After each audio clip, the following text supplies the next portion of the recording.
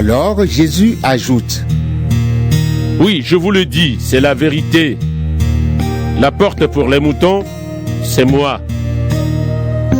Tous ceux qui sont venus avant moi sont des voleurs et des bandits. Mais les moutons ne les ont pas écoutés. La porte, c'est moi. Celui qui entre en passant par moi sera sauvé. Il pourra entrer et sortir et il trouvera de la nourriture. Le voleur vient seulement pour voler, tuer et détruire. Moi, je suis venu pour que les gens aient la vie et pour que cette vie soit abondante. Je suis le bon berger. Le bon berger donne sa vie pour ses moutons. Celui qui n'est pas le berger travaille seulement pour de l'argent. Les moutons ne lui appartiennent pas. Alors, quand il voit le loup arriver, il abandonne les moutons et il part en courant. Le loup emporte des moutons et il fait partir le troupeau de tous les côtés. En effet, l'homme qui travaille seulement pour de l'argent ne s'occupe pas bien des moutons. Le bon berger, c'est moi. Le Père me connaît et je connais le Père. De la même façon, je connais mes moutons et mes moutons me connaissent. Je donne ma vie pour eux. J'ai encore d'autres moutons qui ne sont pas dans cet enclos. Eux aussi, je dois les conduire. Ils écouteront ma voix, alors il y aura un seul troupeau et un seul berger. Le Père m'aime parce que je donne ma vie et je la recevrai à nouveau. Personne ne prend ma vie, mais je la donne moi-même. J'ai le pouvoir de la donner et j'ai le pouvoir de la recevoir à nouveau. C'est l'ordre que mon Père m'a donné. Encore une fois, les Juifs ne sont pas d'accord entre eux à cause des paroles de Jésus. Parmi eux, beaucoup disent: Il a un esprit mauvais en lui. Il est fou. Pourquoi est-ce que vous l'écoutez? Mais d'autres disent: Un homme qui a un esprit mauvais ne parle pas de cette façon. Et un esprit mauvais ne peut pas ouvrir les yeux des aveugles.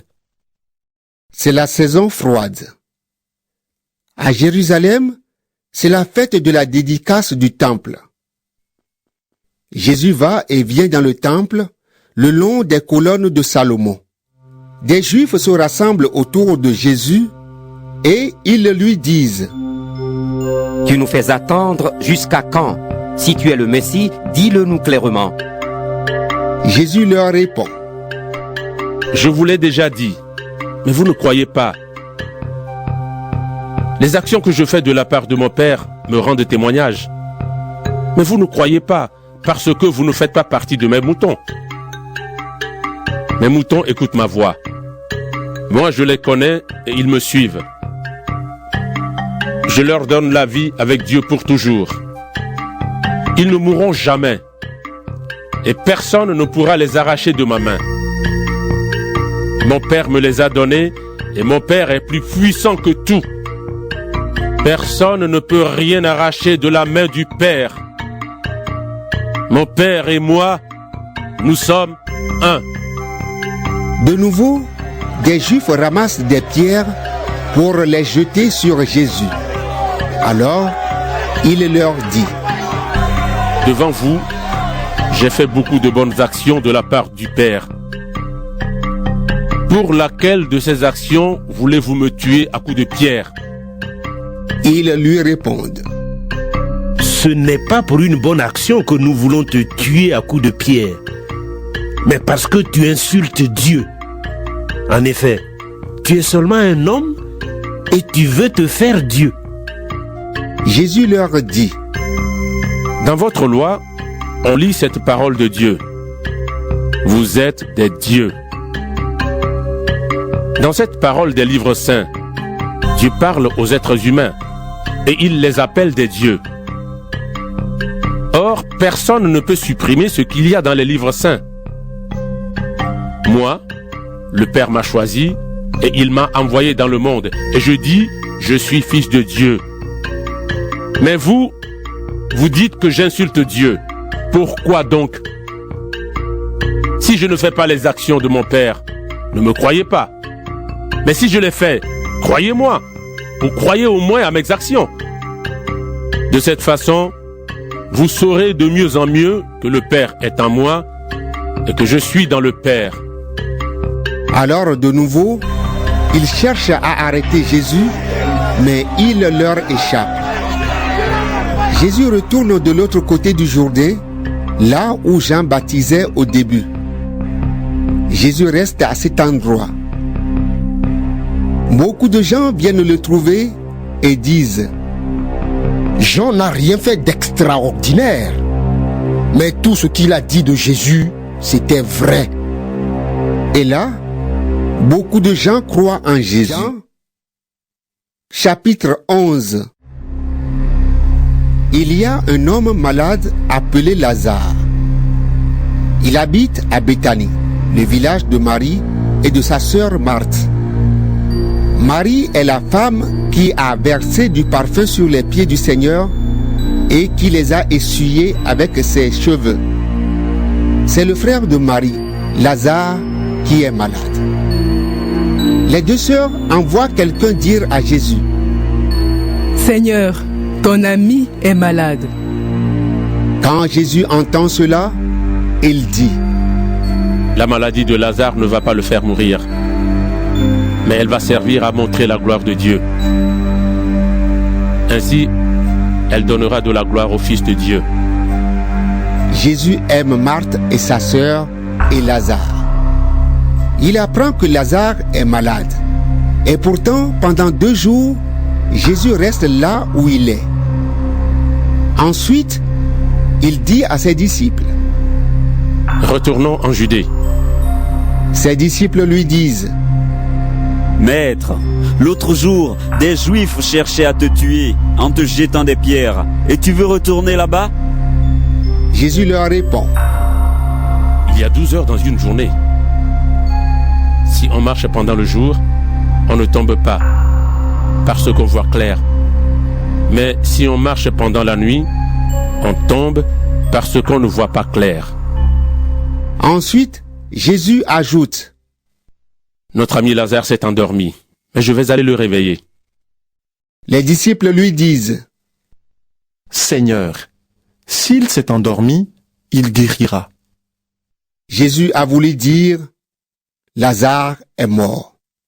Mais les disciples croient qu'il parle du sommeil normal. Alors Jésus leur dit clairement: Lazare est mort. Je n'étais pas là-bas et je m'en réjouis à cause de vous. De cette façon, vous pourrez croire en moi. Mais allons près de Lazare. Alors Thomas, appelé le jumeau, dit aux autres disciples: Allons-y nous aussi, pour mourir avec Jésus. Quand Jésus arrive, il apprend qu'on a mis Lazare dans la tombe il y a 4 jours déjà. Béthanie est près de Jérusalem, à 3 kilomètres environ. C'est pourquoi beaucoup de Juifs sont venus chez Marthe et Marie pour les consoler de la mort de leur frère. Marthe apprend que Jésus arrive et elle part à sa rencontre. Marie reste assise à la maison. Marthe dit à Jésus: Seigneur, si tu avais été là, mon frère ne serait pas mort. Mais même maintenant, Dieu te donnera tout ce que tu lui demanderas. J'en suis sûr. Jésus lui dit: Ton frère se relèvera de la mort. Marthe lui répond: Oui, je le sais.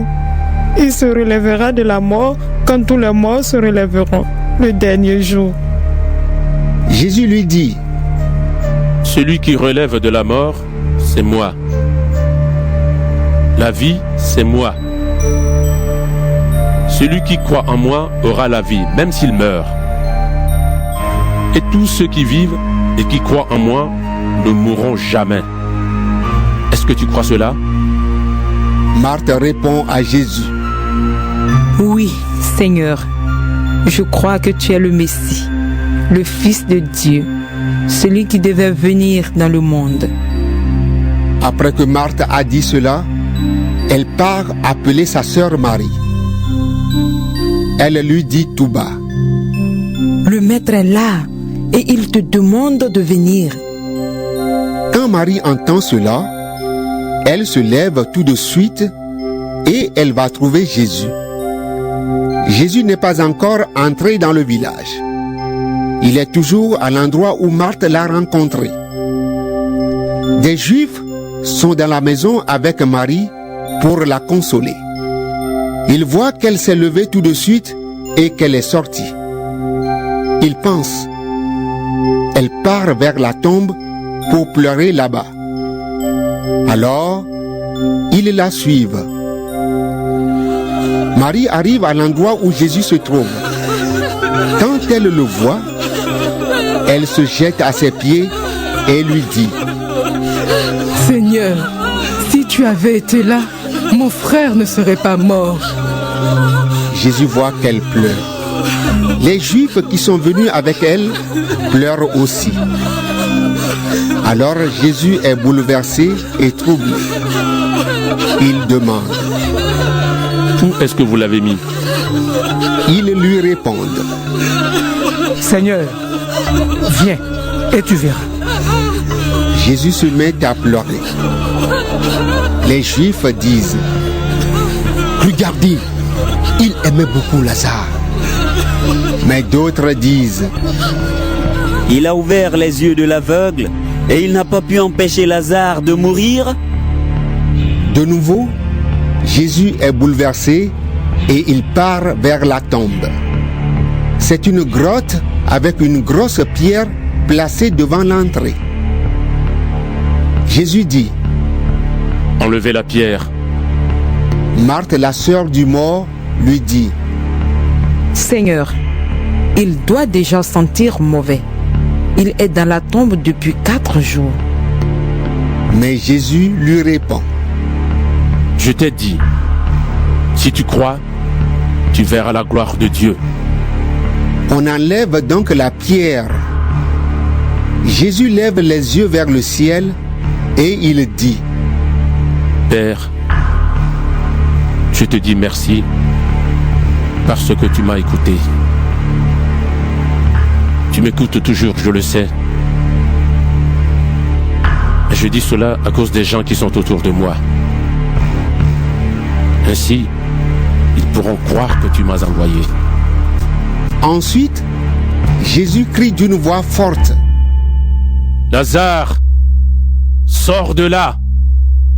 Et Lazare sort, lui qui était mort. Il a les pieds et les mains attachés avec des bandes de tissu. Son visage est enveloppé dans un linge. Jésus dit aux gens: Enlevez-lui tout cela et laissez-le partir. Beaucoup de Juifs sont allés chez Marie et ils ont vu ce que Jésus a fait. Ils se mettent à croire en lui.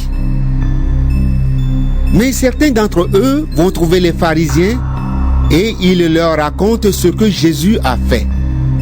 Alors les chefs des prêtres et les pharisiens réunissent le tribunal religieux et ils disent: Cet homme fait beaucoup de signes étonnants. Qu'est-ce que nous allons faire?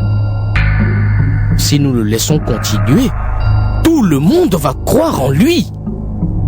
Ensuite, les Romains vont agir. Ils vont détruire notre temple et notre nation. L'un des chefs juifs, nommé Caïphe, est grand prêtre cette année-là. Il leur dit: Vous n'y comprenez rien. Réfléchissez donc. Pour vous, il vaut mieux qu'un seul homme meure pour le peuple. De cette façon, la nation entière ne sera pas détruite. Les paroles de Caïphe ne viennent pas de lui-même. En effet, cette année-là, c'est lui qui est grand prêtre